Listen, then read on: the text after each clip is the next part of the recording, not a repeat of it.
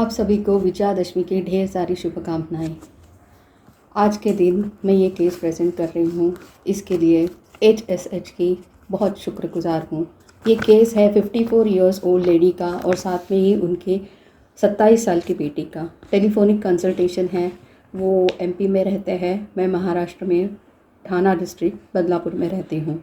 29 अक्टूबर 2023 को केस लिया है। उनको पैर की कमर की प्रॉब्लम थी, तो उन्होंने 11 सितंबर 2023 को ऑर्थोपेडिक कंसल्टेशन लिया था। तो उन्होंने बताया कि टेंडन का टियर है और फुट के पास, एंकल जॉइंट के पास आपको ऑपरेशन करना पड़ेगा। तो उन्होंने पूछा, क्या आपके पास कोई होम्योपैथिक दवाई है क्या टेंडन टियर के लिए? अभी आपको तो पता है मेरी बड़ी बेटी की शादी है फरवरी में। अभी ऑपरेशन करूँगी तो 3 महीने कंपलसरी बेड रेस्ट लेना पड़ेगा और 3 महीने तो संभालना पड़ेगा ना। मेरी भाभी के भैया ने बिल्कुल केयर नहीं करी थी, तो अभी तक वो लंगड़ा रहे हैं। मुझे ऐसे नहीं होना है। तो जब तक शादी न हो जाए, मार्च तक अगर आप कोई दवाई दे सके जिससे मुझे रिलीफ मिले तो प्लीज़ कुछ करिए। अभी तो मैं ऑपरेशन नहीं करवा सकती। तो मैंने पूछा कि क्या हुआ, तो उन्होंने उनका पेपर भेजा था। उसमें डॉक्टर के कंसल्टेशन में लिखा, डायग्नोसिस लिखा था, left tibialis posterior tendon dysfunction stage 2, progressive painful swelling, progressive collapsing foot deformity left is more than right, heel valgus is equal to 20, spring ligament tender, query tear, talonavicular uncoverage more than 30%, loss of medial longitudinal arch, Mary's ankle 18 left and 13 is right, PVID L4, L5 and L5 S1, paralumbar spasm is there, right radiculopathy is there. She was advised calcaneal osteotomy, spring ligament repair and FDL tendon transfer. तो ये सब हुआ है। तो आप please कुछ कीजिए ना। उन्होंने पहले मेरे पास से ट्रीटमेंट ली हुई थी।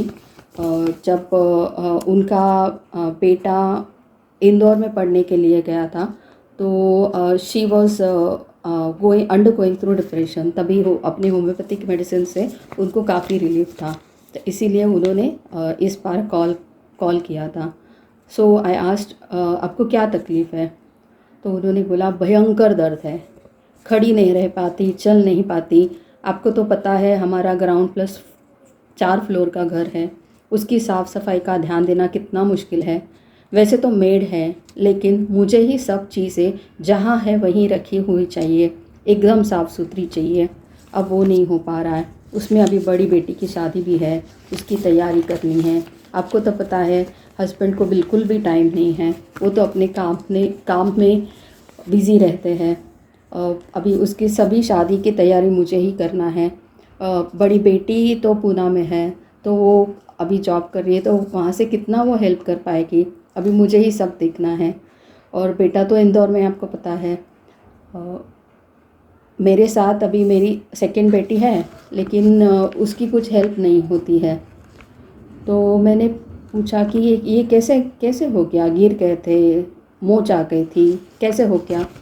तो पेशेंट ने बोला, नहीं ना, अपने आप हुआ। तो आई वॉज सरप्राइज, अरे अपने आप कैसे हो गया? तो हाँ, अपने आप ही हुआ है। तो मैंने पूछा कि कुछ टेंशन है क्या? Patient took a pause and said, क्या बताऊँ? I thought she will talk about tension related to marriage of her elder daughter. Then she started speaking. बहुत परेशान हूँ। ये जो मेरी सेकंड बेटी जो घर में है, वो बहुत परेशान करती है। उसको दवाई कर सकते हो क्या आप? वो तो ना साइकेट्रिस्ट के पास भी नहीं जाएगी, काउंसलर के पास भी नहीं जाएगी, और उसको अगर आप दवाई दोगे तो मुझे ऐसे देना पड़ेगा कि उसको पता न लगे। ऐसा हो सकता है क्या? तो मैंने पूछा, क्या हुआ, क्या इतना परेशान करती है? बहुत परेशान करती है, अकेली रहती है, उसके फ्रेंड्स भी नहीं हैं, बहुत सोचती है, रात में ज़्यादा परेशान होती है, इसलिए रात भर सोती नहीं, सुबह 3:30-4 बजे सोती है। तो ऑब्वियसली दूसरे दिन उठ नहीं पाती है।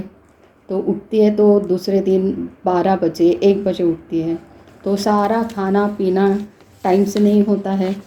अब मैं बड़ी बेटी से बात करूँगी, वो तो बड़ी बेटी कब से बाहर ही है, वो कभी कभार आती है, तो वो आती है तो मैं उससे प्यार से बात करूँगी तो वो भी उसको अच्छा नहीं लगता। वो बोलती है हाँ वही है तुम्हारी प्यारी बेटी, मैं तो नहीं हूँ। लेकिन वो खुद उसके साथ अच्छी रहती है।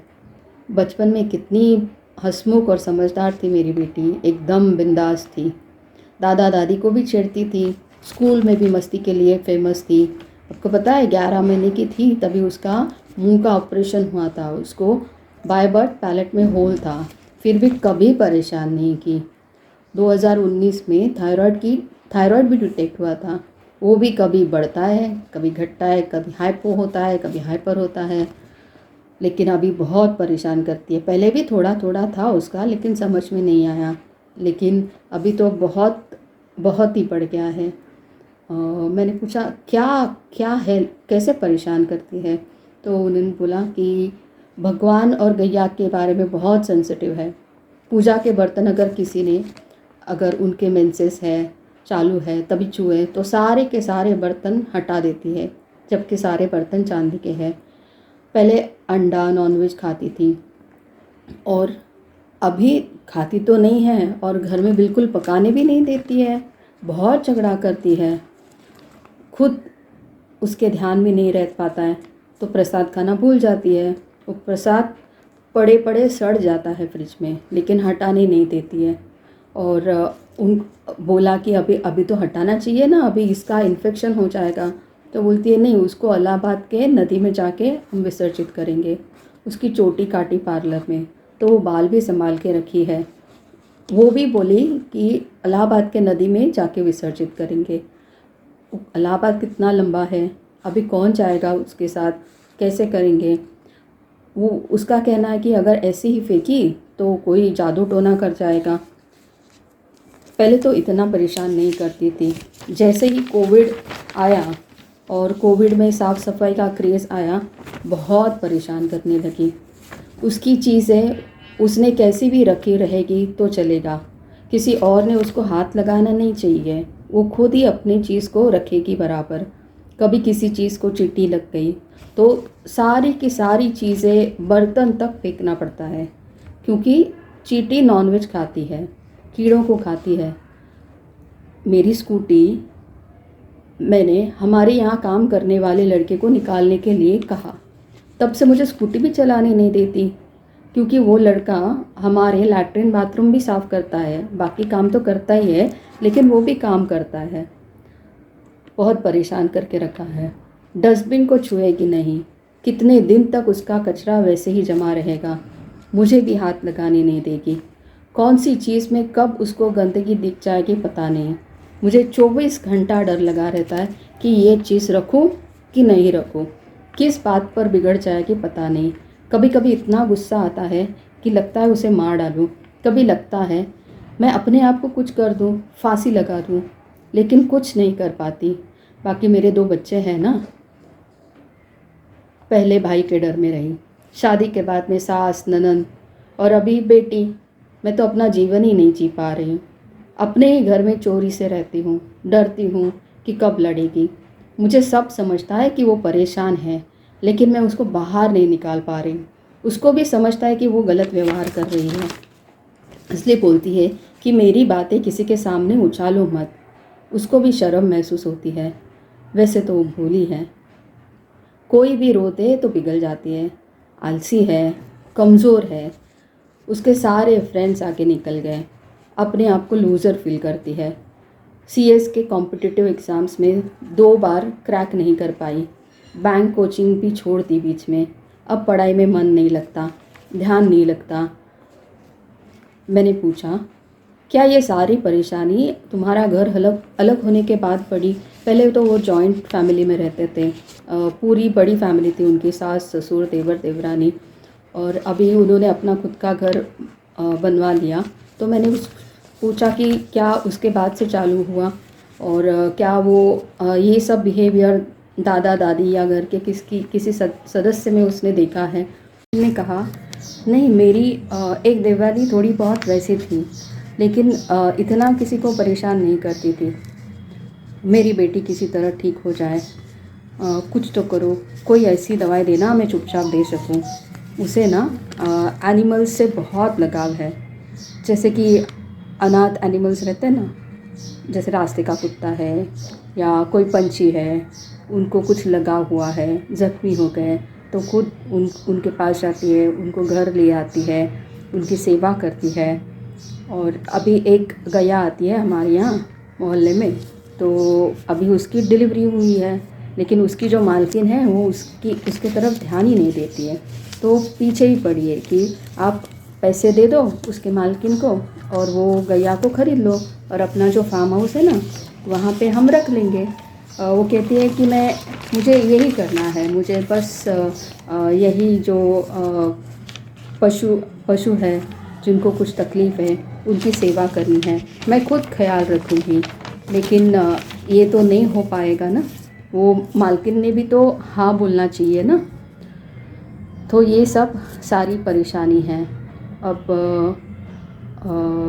पेशेंट का जो बताए तो पेशेंट की हिस्ट्री ऐसी है कि 2016 में उनकी हिस्ट्रेक्टोमी, मदर की बता रही हूँ, मदर की हिस्ट्रेक्टोमी हुई थी 2016 को for dysfunctional uterine bleeding, and there was prolapse feeling also.